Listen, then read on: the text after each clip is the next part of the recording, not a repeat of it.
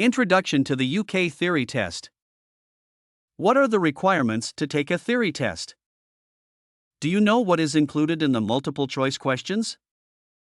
The hazard perception test is often seen as the most challenging part of the driving theory test for some. It consists of watching a series of hazard perception videos of everyday road scenes, shown from the driver's point of view. During each video, you will need to spot potential hazards starting to develop and indicate this by touching the screen. There are 14 video clips in the hazard perception test.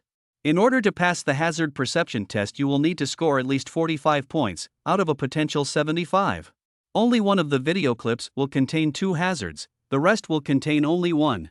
In conclusion, before you start the hazard perception test, you will be shown a video of how it works.